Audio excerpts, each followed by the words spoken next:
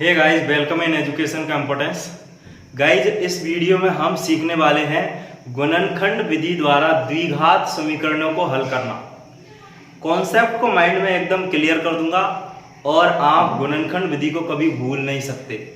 तो चलिए सीख लेते हैं गुणनखंड विधि को। बोर्ड पर मैंने आपके सामने द्विघात समीकरण का व्यापक रूप लिख रखा है। तो द्विघात समीकरण है वो इस रूप का हमें लिखा मिलता है ax² plus bx plus c। यहां पर ये जो a है वो है x² का गुणांक यानी x² कॉफिशिएंट, v है वो है x का गुणांक यानी x कॉफिशिएंट और c है वो है कांस्टेंट टर्म। एक एग्जांपल लेके हम इसको समझते हैं। मैं एग्जांपल ले रहा हूं 6x² माइनस x माइनस 2। ये मेरे पास एक क्वाड्रेटिक इक्वेशन है, द्विघात समीकरण है। अब यहां पर जब हम गुणनखंड करेंगे, इसके फैक्टर करेंगे, तो हमें क्या चीज ध्यान में रखनी होगी, वो ये ध्यान में रखना होगा। सबसे पहले हम क्या करेंगे, x² का जो कॉफिशिएंट है और कांस्टेंट टर्म है, दोनों को क्या करेंगे, मल्टीप्लाई करेंगे। तो 6 को अगर हम मल्टीप्लाई कर देते हैं -2 से, तो ये आ गया -12।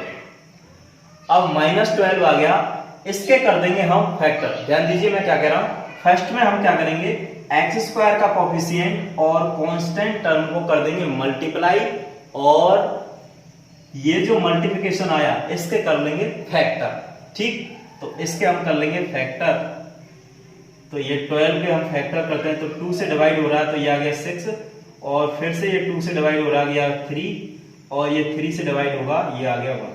तो इसके जो फैक्टर आए वो आए 2 × 2 × 3 इज इक्वल टू 12। अब हमें इन फैक्टर को ऐसे एडजस्ट करना है। ध्यान दीजिए मैं क्या बोल रहा हूं। इन फैक्टर को ऐसे एडजस्ट करना है कि इनका जो मल्टीप्लिकेशन है वो तो आ जाए क्या, x² के कॉफिशिएंट और कांस्टेंट टर्म के बराबर। ध्यान दीजिए ये बहुत इंपॉर्टेंट बात बता रहा हूं।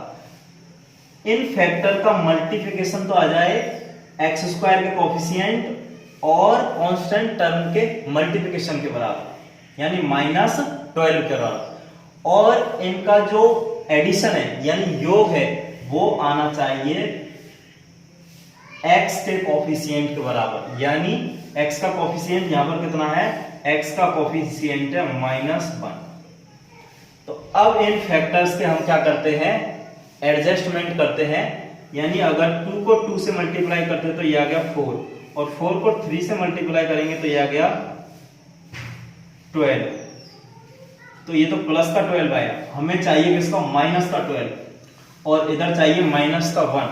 तो अगर यहां कर देता हूं मैं -4 और इंटू 3, तो ये आ गया -12। और जब मैं इसका करता हूं एडिशन यानी योग, तो -4 प्लस का 3 इज इक्वल टू आ गया -1।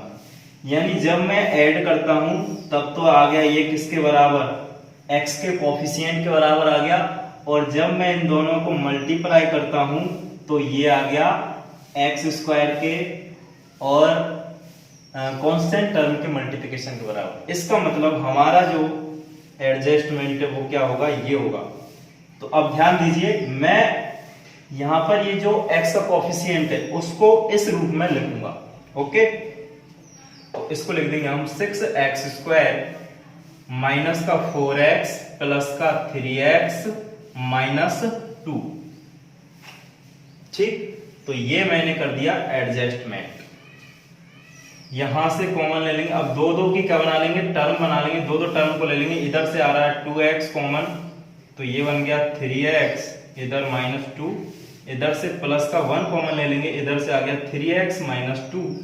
अब 3x -2 फिर से कॉमन आ रहा है, तो 3x -2 को हम फिर से कॉमन निकाल लेंगे, इधर से बच गया 2x + 1। तो ये हो गए फैक्टर। x की वैल्यू फाइंड कर लेंगे, इधर से x की वैल्यू आ गई कितनी, 2/3, और इधर से x की वैल्यू आ गई कितनी, -1/2। ओके, एक एग्जांपल और लेते हैं, उससे एकदम क्लियर हो जाएगा।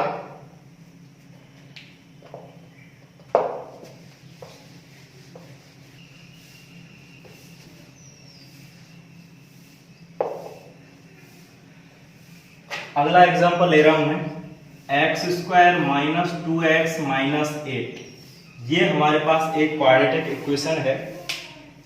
अब ध्यान दीजिए, मैंने आपको क्या बताया, हमें देखना है x² का कोफिशिएंट और कांस्टेंट टर्म का मल्टीप्लिकेशन। x² का कोफिशिएंट और कांस्टेंट टर्म का क्या देखना है हमें, मल्टीप्लिकेशन। तो कितना आ रहा है ये, 1 into -8 इज इक्वल टू -8। अब क्या करेंगे, फैक्टर करेंगे इसके। तो हम फैक्टर कर लेते हैं। 8 के फैक्टर, ये 2 से डिवाइड हो रहा है तो 4, फिर से 2 से डिवाइड हो रहा है तो 2, और 2 से फिर से डिवाइड हो रहा है तो कितना आ गया, 1। तो इसके जो फैक्टर हैं वो 2 into 2 into 2 is equal to 8। Okay, अब क्या करेंगे हमें ये x का कोफिशिएंट देखना है, -2 है। तो हम क्या करेंगे, इन फैक्टर्स को ऐसे एडजस्टमेंट करेंगे कि इनका मल्टीप्लिकेशन तो आ जाए कितना, x² के कोफिशिएंट और कांस्टेंट टर्म के मल्टीप्लिकेशन के बराबर, और एडिशन किसके बराबर आना चाहिए, एडिशन आना चाहिए ये x के कोफिशिएंट के बराबर। तो अब यहां पर देखिए, अगर मैं 2 को 2 से मल्टीप्लाई करता हूं तो कितना आ गया, ये 4 आ गया, और 4 को अगर 2 से मल्टीप्लाई करता हूं तो ये 8 आ गया। तो मुझे चाहिए -8 और इधर चाहिए -2। तो अगर यहां पर कर देता हूं मैं -4 into 2 तो ये आ गया -8, और जब मैं इसको ऐड करता हूं -4 + 2 इज इक्वल टू आ गया -2। तो इसके जो फैक्टर हैं वो ये आएंगे, क्योंकि ये कंडीशन हो रही है क्या, फॉलो। ओके, तो यहां पर हम क्या कर देंगे, इसके फैक्टर हैं वो ये कर देंगे, x² minus 4x plus 2x minus 8। इधर से दो का जोड़ा, इधर से कॉमन आ गया x, तो इधर आ गया x माइनस 4, इधर से +2 कॉमन लेंगे तो x माइनस 4, x माइनस 4 फिर से कॉमन आ रहा है तो इधर से बच गया x प्लस 2। तो यहां से जो फैक्टर हुए उसके ये हुए, तो x की वैल्यू एक तो आ गई 4 और इधर से आ गई x is equal to -2। I hope कि गाइस आपके ये मेथड समझ में आया होगा। इस वीडियो में फिलहाल इतना ही।